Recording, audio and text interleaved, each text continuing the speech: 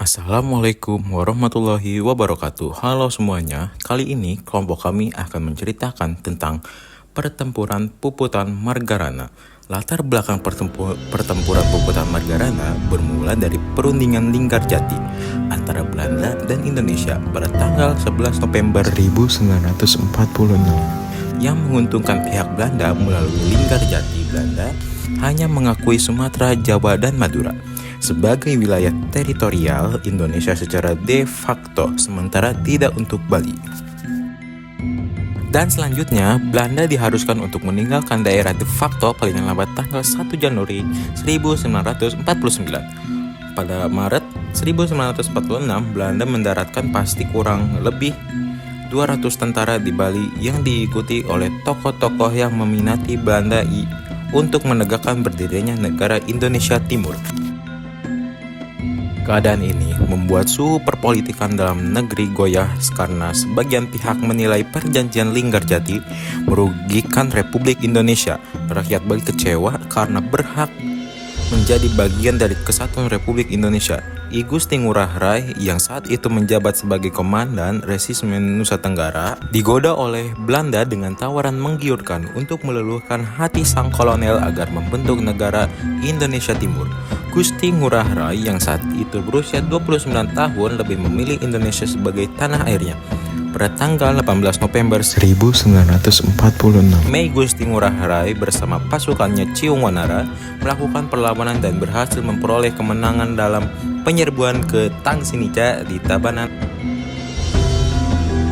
Kemudian, Belanda mengerahkan seluruh kekuatannya di Bali dan Lombok untuk menghadapi perlawanan I Gusti Ngurah Rai dan rakyat Bali. Kronologi pertempuran Puputan Margarana pada tanggal 20 November 1946, I Gusti Ngurah Rai dan pasukannya melakukan long march ke Gunung Agung, ujung timur Pulau Bali. Tetapi tiba-tiba di tengah perjalanan, pasukan ini dicegat oleh serdadu Belanda di desa Marga, Tabanan, Bali. Tak pelak, pertempuran sengit pun tidak dapat dihindarkan, sehingga sontak daerah Marga yang saat itu masih dikelilingi ladang jagung yang tenang berubah menjadi pertempuran yang menggemparkan dan mendebarkan bagi warga sekitar. Bunyi letupan senjata tiba-tiba serentak mengepung ladang jagung di daerah perbukitan yang terletak sekitar 45 km dari Denpasar itu. Pasukan pemuda Ciungwanara yang saat itu masih belum siap dengan persenjataannya tidak terlalu terburu-buru menyerang serdadu Belanda. Mereka masih berfokus dengan pertahanannya dan menunggu komando dari Gusti Ngurah Rai untuk membalas serangan HAI. Begitu tembakan tandem menyerang diletuskan, puluhan pemuda menyeruak dari ladang jagung dan membalas sergapan tentara Nika dengan senjata rampasan. Akhirnya, Ciungwanara berhasil memukul mundur serdadu Belanda. Namun ternyata pertempuran belum usai kali ini. Serdadu Belanda yang sudah terpancing emosi berubah menjadi semakin brutal. Kali ini bukan hanya letupan senjata yang terdengar, namun Nika menggempur pasukan muda I Gusti Ngurah Rai dengan bom dari pesawat udara. Hamparan sawah dan ladang jagung yang subur itu kini menjadi ladang pembantaian penuh asap dan darah. Perang sampai habis atau puputan inilah yang kemudian mengakhiri hidup I Gusti Ngurah Rai.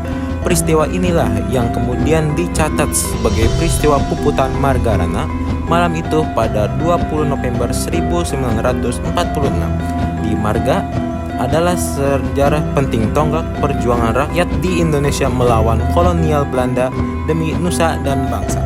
Tokoh pertempuran Margarana yaitu Kolonel TNI Anumerta I Gusti Ngurah Rai. Dampak pertempuran Puputan Margarana, dampak dari perang ini ada banyak orang yang meninggal dan akhirnya Belanda menguasai wilayah itu.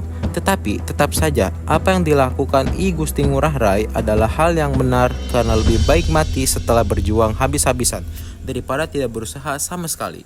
Pasukan yang berjumlah 96 orang itu semuanya gugur, termasuk Ngurah Rai sendiri. Sebaliknya, di pihak Belanda ada kurang lebih 400 orang tewas untuk mengenang peristiwa Puputan Margarana. Ini pada bekas arena pertempuran itu didirikan Tugu Pahlawan Taman Pujaan Bangsa.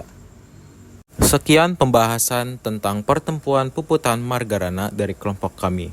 Kurang lebihnya mohon maaf. Wassalamualaikum warahmatullahi wabarakatuh.